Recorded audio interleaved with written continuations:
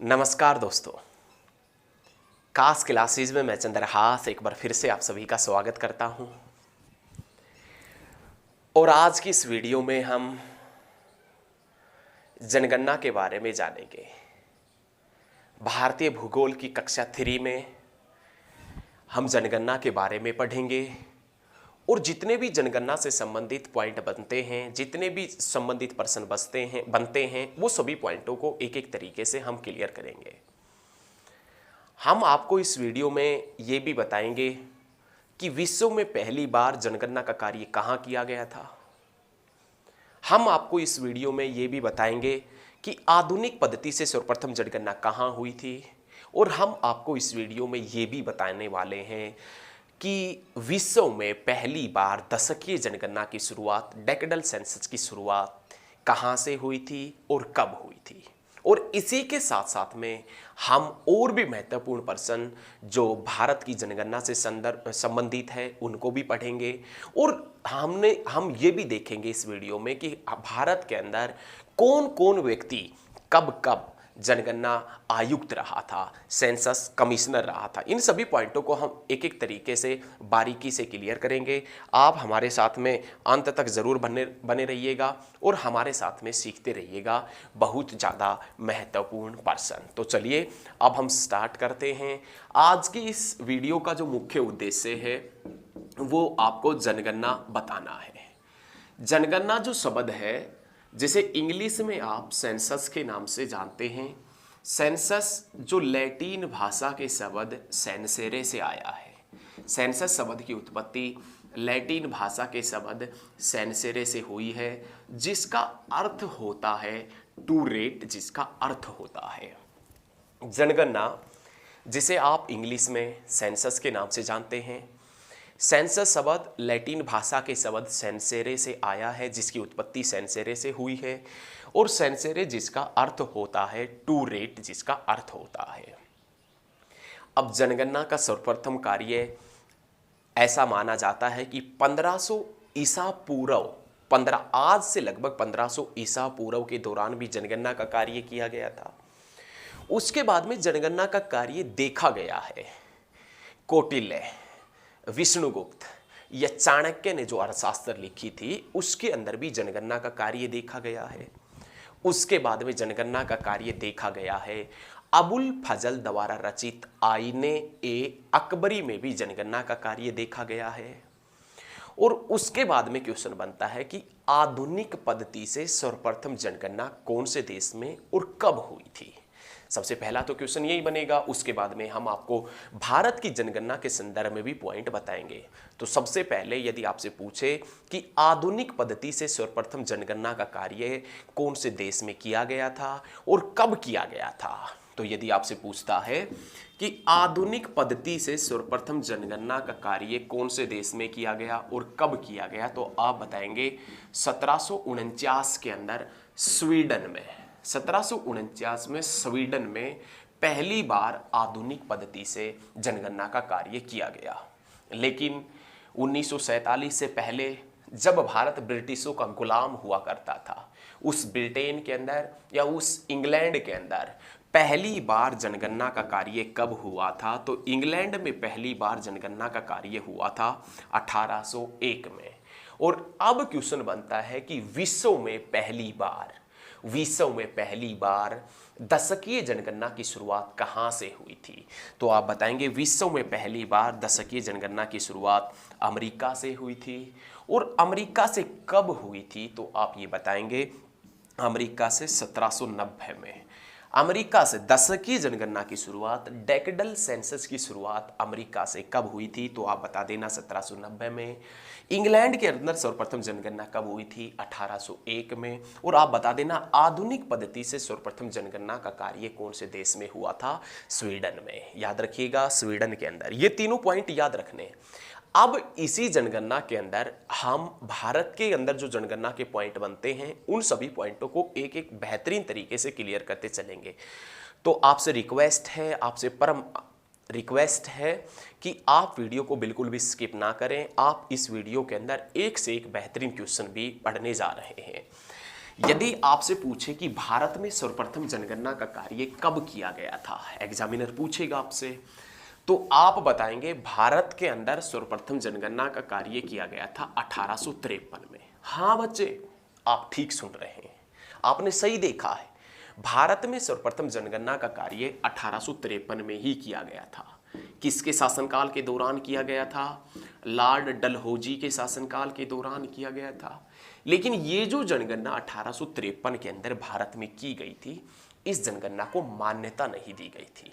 ये ना तो भारत की स्थायी जनगणना थी, रेगुलर सेंसस थी, और ना ही ये अस्थायी जनगणना थी। कहने का मतलब इस जनगणना को मान्यता ही नहीं दी गई थी। क्यों नहीं दी गई थी? उसके पीछे क्या रीजन रहा है कि जो 1853 के अंदर जनगणना हुई थी, उस जनगणना को मान्यता ही नहीं दी गई हो।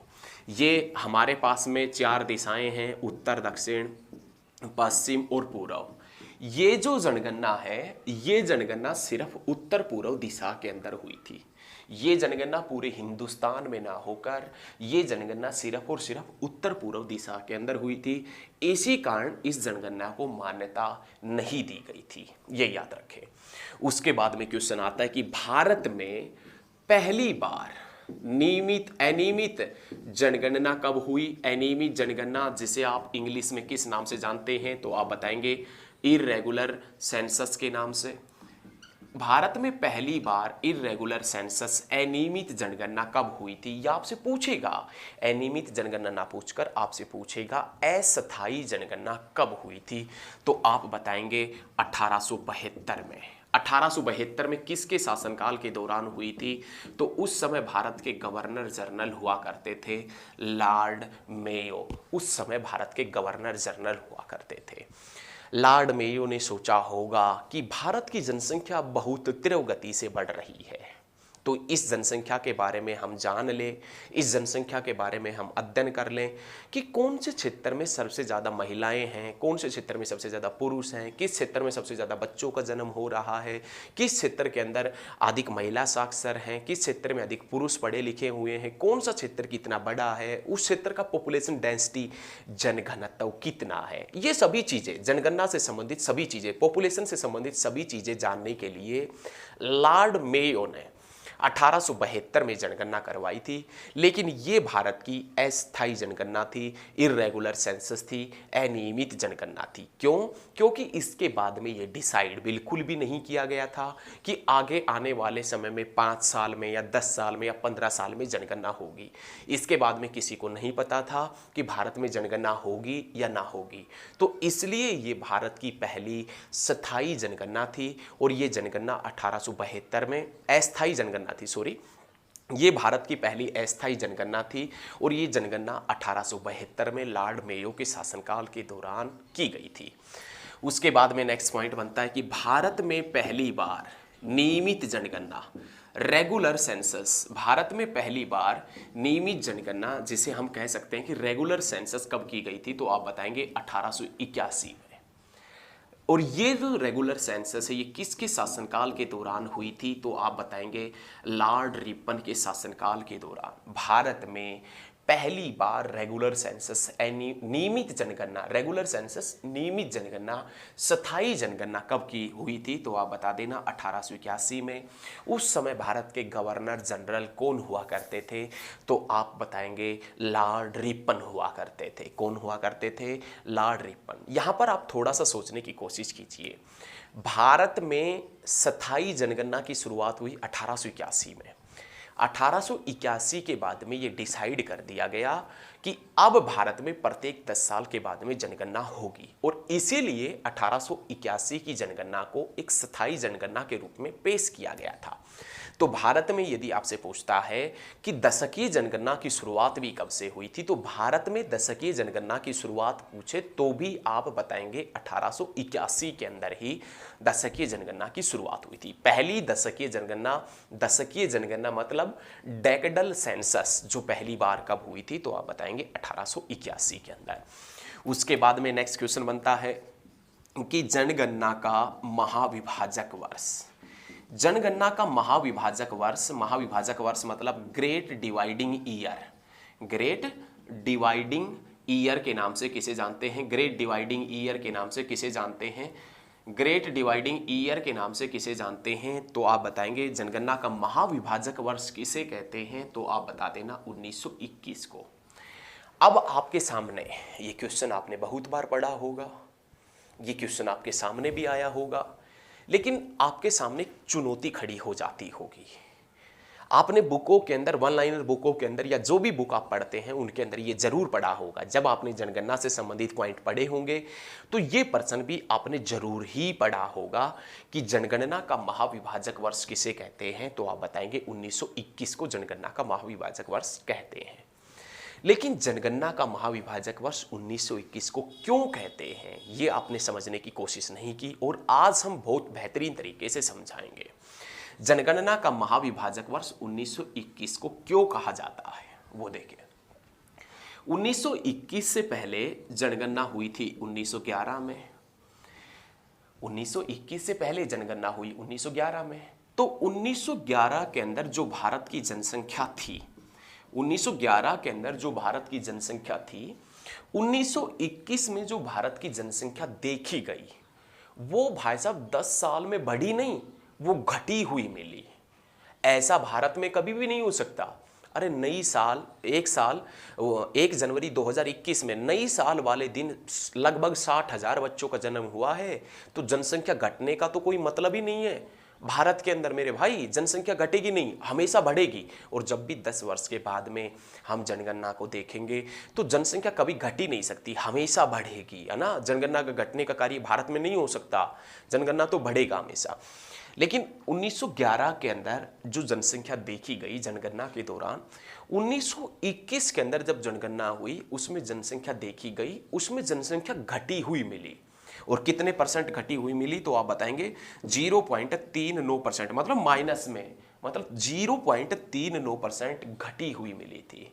जनसंख्या घटी हुई होने के कारण ही जनगणना का ग्रेट डिवाइडिंग ईयर, जनगणना का महाविभाजक वर्ष के रूप में किसे जानते हैं? तो आप बताएंगे 1921 को। अब जनगणना घटी हुई मिली, उसके पीछे क्या रीजन रहा होगा, कैसे जनसंख्या घट गई होगी, या क्या कारण था जनसंख्या घटने का? तो हम ये मान सकते हैं कि 1914 से लेकर 1918 तक वर्ल्ड वार चला था, क्या पता जनगणना उसके कारण घट गई हो। दूसरा, हमने ये भी सुना था कोरोना महामारी के दौरान कि ये जो कोरोना आया है ये 2020 में आया है, और प्रत्येक शताब्दी में ऐसी महामारी आती है। तो ऐसा बताया जाता है कि 1920 में भी एक ऐसी महामारी आई होगी, और जब महामारी आई होगी तो उस समय भाई साहब मेडिकल सुविधा तो इतनी बेहतरीन होगी नहीं, उस समय मेडिकल सुविधा इतनी बेहतरीन थी ही नहीं। अब मेडिकल सुविधा इतनी बेहतरीन नहीं थी तो काफ़ी मात्रा में लोग मारे गए थे, हजारों की संख्या में, लाखों की संख्या में लोग उस समय मारे गए थे, जिसके कारण जनसंख्या घटी हुई होगी, ऐसा हम अनुमान लगा सकते हैं। तो जनगणना 1911 के अंदर हुई, उसमें जो जनसंख्या देखी गई, 1921 में दोबारा जनगणना हुई, उसमें जनसंख्या देखी गई तो जनसंख्या घटी हुई मिली, और जनसंख्या घटी हुई मिली, उसी के कारण ही जनगणना का महाविभाजक वर्ष ग्रेट डिवाइडिंग ईयर के नाम से किसे जाना गया? तो आप बताएंगे 1921 को ग्रेट डिवाइडिंग ईयर के रूप में जाना गया। ये पॉइंट आप बहुत अच्छे तरीके से साथ के साथ में नोट करते हुए चलिएगा, एकदम मजा आने वाला है। उसके बाद में नाम आता है कि भारत में पहली बार जाति आधारित जनगणना, जो कास्ट वाइज सेंसस है, भारत में पहली बार जाति आधारित जो जनगणना है, कास्ट वाइज सेंसस है, तो आप बता देंगे 1931 में हुई थी। भारत में पहली बार कास्ट वाइज सेंसस, जाति आधारित जनगणना 1931 में हुई थी। इसी के साथ में आपने ये याद रखना है, महात्मा गांधी और लॉर्ड इरविन के बीच में समझौता भी 1931 में हुआ था। और इसी के साथ में आपने ये भी याद रखना है कि भगत सिंह, राजगुरु सुखदेव को फांसी भी 1931 में दी गई थी। और इसी के साथ में आपने ये भी याद रखना है कि महात्मा गांधी ने दूसरे गोलमेज सम्मेलन में भाग लिया था 1931 के अंदर। तो सभी पॉइंट बड़ी बारीकी से एकदम जहर तरीके से याद रखिएगा कि भारत में पहले कास्ट वाइज सेंसस, जाति आधारित जनगणना कब हुई थी? तो आप बता देना 1931 में। उसके बाद में नेक्स्ट पॉइंट आता है कि जनगणना का लघु विभाजक वर्ष किसे कहते हैं? स्मॉल डिवाइडिंग ईयर के नाम से किसे जानते हैं? लघु विभाजक वर्ष के नाम से किसे जानते हैं? तो आप बताएंगे 1951 को। और स्वतंत्र भारत की पहली जो जनगणना हुई थी वो जनगणना भी कब हुई थी? तो आप बताएंगे 1951 के अंदर। जनगणना का लघु विभाजक वर्ष किसे कहते हैं? तो आप बता देना 1951 को।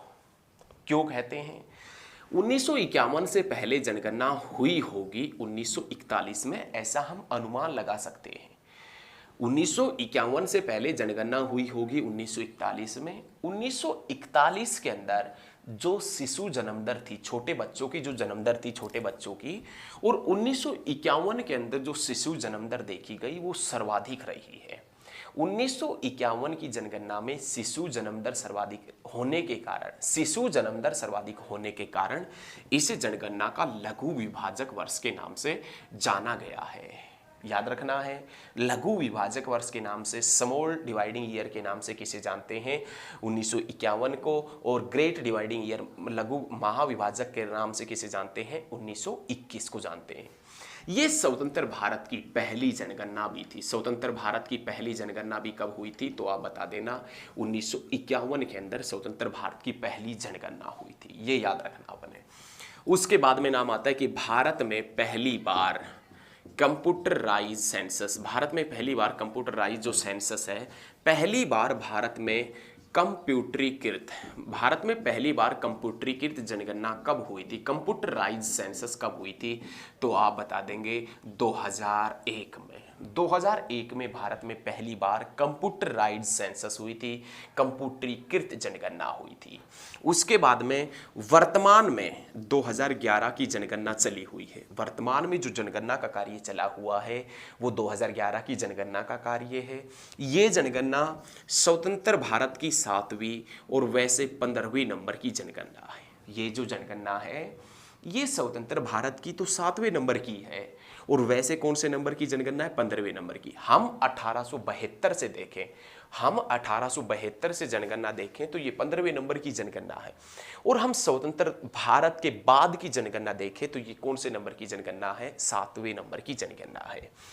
इस जनगणना के अनुसार भारत की जनसंख्या 121,08,54,977 है। ये जनसंख्या 121,08,54,977, ये 2011 की जनगणना के अनुसार भारत की जनसंख्या है। और ये जो जनसंख्या है ये विश्व की कुल जनसंख्या का 17.5% है, 17.5% है। ये जनसंख्या पूरे विश्व की जनसंख्या का 17.5% है। लेकिन जो भारत का एरिया था, इंडिया का जो एरिया था, वो पूरे विश्व की जनसंख्या का कितना परसेंट था? सॉरी, पूरे विश्व का जो एरिया था उसका कितना परसेंट था? तो आप बताएंगे 2.4%। वो कितना था? 2.4% था। लेकिन वर्तमान में जो भारत की जनसंख्या है वो तो काफ़ी बढ़ चुकी होगी। 2021 के अंदर नया डाटा आना था, लेकिन अभी तक नया डाटा नहीं आया है जनगणना का। तो जैसे ही वो आएगा नया डाटा, हम जनगणना आपको करवाएंगे। जैसे ही नया डाटा आएगा हम तुरंत आपको बताएंगे। तो ये 2011 की जनगणना के अनुसार है 121,08,54,977, और ये जनसंख्या पूरे विश्व की 17.5% है। और जनसंख्या की दृष्टि से भारत का सबसे बड़ा स्टेट है उत्तर प्रदेश। उत्तर प्रदेश के युवाओं ने तो काफ़ी देश भी पीछे छोड़ रखे हैं। और बात करें जनसंख्या की दृष्टि से सबसे छोटा स्टेट पूछे तो आप बता देना सिक्किम। सिक्किम जिसकी राजधानी गंगटोक है, जो 1975 में 1975 के अंदर बना था। और भारत ने अपना पहला सैटेलाइट आर्यभट्ट रसिया से 1975 में 1975 में ही छोड़ा था। ये सभी चीज़ें बहुत अच्छे तरीके से आपने याद रखनी है। अब हम इस जनगणना के संदर्भ में जो और पॉइंट बनते हैं, जो और महत्वपूर्ण फैक्ट्स हैं और महत्वपूर्ण पॉइंट हैं, उन सभी पॉइंटों को एक एक करके हम क्लियर करेंगे और बहुत ही अच्छे तरीके से हम पढ़ेंगे। जनगणना के अंदर हम विशेष रूप से पढ़ते हैं, जनगणना है इसके अंदर हम विशेष रूप से जनसंख्या के बारे में अध्ययन करते हैं। लेकिन जनसंख्या का अध्ययन यदि आपसे पूछे, स्टडी ऑफ पॉपुलेशन, जनसंख्या का अध्ययन किस नाम से जाना जाता है? तो आप बताएंगे डेमोग्राफी के नाम से। जनसंख्या का अध्ययन किस नाम से जाना जाता है? तो आप बता देना डेमोग्राफी के नाम से जाना जाता है। डेमो और ग्राफी ये दो शब्द हैं। और दोनों ग्रीक भाषा के शब्द हैं। डेमो जिसका अर्थ होता है जनता और ग्राफी जिसका अर्थ होता है लिखना। तो कहने का मतलब डेमोग्राफी का अर्थ हुआ जनता के विषय में लिखना। जनसंख्या का अध्ययन डेमोग्राफी के नाम से जाना जाता है। डेमो जिसका अर्थ होता है जनता और ग्राफी जिसका अर्थ होता है लिखना, जिसका संपूर्ण अर्थ होता है जनता के विषय में लिखना, ये इसका संपूर्ण अर्थ होता है। और ये डेमोग्राफी ग्रीक भाषा के दो शब्दों से मिलकर बना है, एक शब्द जिसका नाम है डेमो, दूसरा शब्द जिसका नाम है ग्राफी। तो ये पॉइंट आपने बहुत अच्छे तरीके से याद रखना है। उसके बाद में नाम आता है कि भारत के प्रथम जनगणना आयुक्त। भारत के प्रथम जनगणना आयुक्त मतलब फर्स्ट सेंसस कमिश्नर। भारत के प्रथम जनगणना आयुक्त पूछे तो आप बताएंगे हेनरी पलाडेन। भारत के प्रथम जनगणना आयुक्त हैं वो कौन है, तो आप बता देना हेनरी पलाडेन। ये भारत के प्रथम जनगणना आयुक्त रहे हैं, फर्स्ट सेंसस कमिश्नर रहे हैं। आपसे पूछे कि स्वतंत्र भारत के इंडिपेंडेंट इंडिया के स्वतंत्र भारत के प्रथम जनगणना आयुक्त मतलब 1947 में 1947 के बाद जो 1951 में जनगणना हुई थी उसके कमिश्नर कौन थे, जनगणना आयुक्त कौन थे। स्वतंत्र भारत के प्रथम जनगणना आयुक्त पूछे, स्वतंत्र भारत के प्रथम जनगणना आयुक्त कौन हुआ करते थे, R.A. गोपाला स्वामी। स्वतंत्र भारत के प्रथम जनगणना आयुक्त R.A. गोपाला स्वामी ये स्वतंत्र भारत के प्रथम जनगणना आयुक्त थे। 2011 की जनगणना के आयुक्त कौन रहे हैं, 2011 के जो सेंसस कमिश्नर है वो कौन है, तो आप बताएंगे सी चंद्रमौली। सी चंद्रमौली 2011 के जनगणना आयुक्त रहे हैं, सेंसस कमिश्नर रहे हैं। लेकिन आपसे पूछे कि विश्व जनसंख्या दिवस कब मनाते हैं, विश्व जनसंख्या दिवस कब मनाते हैं, वर्ल्ड पॉपुलेशन डे कब मनाते हैं, 11 जुलाई को। 11 जुलाई को वर्ल्ड पॉपुलेशन डे मनाते हैं। वर्ल्ड पॉपुलेशन डे 11 जुलाई को क्यों मनाते हैं, क्योंकि 11 जुलाई 1987 के अंदर 11 जुलाई 1987 के अंदर पूरे विश्व की जनसंख्या 5 अरब को पार कर गई थी। 11 जुलाई 1987 के अंदर पूरे विश्व की जो जनसंख्या है वो 5 अरब को पार कर गई थी। और इसी कारण 1987 में ये कह दिया गया कि हम 11 जुलाई को वर्ल्ड पॉपुलेशन डे मनाएंगे। लेकिन वर्ल्ड पॉपुलेशन डे विश्व जनसंख्या दिवस पहली बार 1988 में मनाया गया था। पूरे विश्व की जनसंख्या 5 अरब को पार कर गई थी 1987 में। इसी उपलक्ष्य में विश्व जनसंख्या दिवस मनाने की घोषणा की गई थी। लेकिन प्यारे स्टूडेंटों, प्यारे बच्चों, आपने ये याद रखना है, याद क्या रखना है, आपने ये याद रखना है कि 5 अरबवें शिशु का जन्म कहाँ हुआ था। 5 अरबवें शिशु का जन्म कहाँ हुआ था, तो आप बताएंगे यूगोस्लाविया में। यूगोस्लाविया के अंदर, सवालिया के अंदर जन्म हुआ था 5 अरबवें शिशु का। लेकिन भारत की जो जनसंख्या है 1 अरब 21 करोड़ है, तो भारत में 1 अरबवें शिशु का नाम क्या रखा गया, तो भारत में 1 अरबवें जो शिशु का जन्म हुआ था वो लड़की थी और उस लड़की का नाम क्या रखा गया था, तो आप बताएंगे आस्था। भारत में जन्म लेने वाले 1 अरबवें शिशु कन्या का नाम क्या था, तो आप बताएंगे आस्था रखा गया था। ये पॉइंट याद रखना है, बहुत अच्छे तरीके से याद रखना है। और अब जनगणना का लास्ट पॉइंट आता है और सबसे इंपॉर्टेंट जनगणना के पॉइंट आता है, सबसे इंपॉर्टेंट जो अब तक आपने नहीं पढ़ा है वो पॉइंट आता है कि जनगणना कौन सी सूची के अंतर्गत आता है, तो आप बताएंगे जनगणना संघ सूची के तहत आता है। जनगणना है ये कौन सी सूची के तहत आता है, तो आप बताएंगे जनगणना संघ सूची के तहत आता है। ये बहुत बार पूछता है कि शिक्षा कौन सी सूची में आती है, जनगणना कौन सी सूची में आती है, ये बहुत बार ये चीज़ें पूछी जाती है। और ये संघ सूची, समवर्ती सूची, ये सभी पॉलिटी के अंदर आप पढ़ेंगे। तो ये जनगणना से संबंधित सभी पॉइंट थे। आशा करता हूँ कि ये सभी पॉइंट आपको समझ में भी आए होंगे। और मेरे भाई, एक दिन आपको सब कुछ समझ में नहीं आ सकता, आपको उस चीज़ को पढ़ने के लिए लगातार प्रयास करना पड़ेगा, लगातार जी तोड़ मेहनत करनी पड़ेगी। और लगातार प्रयास करेंगे, लगातार जी तोड़ मेहनत करेंगे, तब हम एक दिन हम और आप दोनों सफल हो पाएंगे। आप हमारे साथ में जुड़िए, विश्वास करके जुड़िए। हम आपको बिल्कुल पूरा कोर्स फ्री देंगे। कोई भी ऐप और कहीं से कोई कोर्स खरीदने की ज़रूरत नहीं है। कोई भी कोर्स आप हमारे साथ में जुड़ें और विश्वास बनाकर चलिएगा, हम आपको पूरा कोर्स बिल्कुल फ्री देंगे। तो आप हमारे साथ में जुड़े रहें, वीडियो को अंत तक ज़रूर देखा करें। तो प्यारे स्टूडेंटों, आज के लिए इतना ही और हम नेक्स्ट क्लास में पढ़ेंगे। धन्यवाद दोस्तों। जय हिंद और जय भारत। धन्यवाद।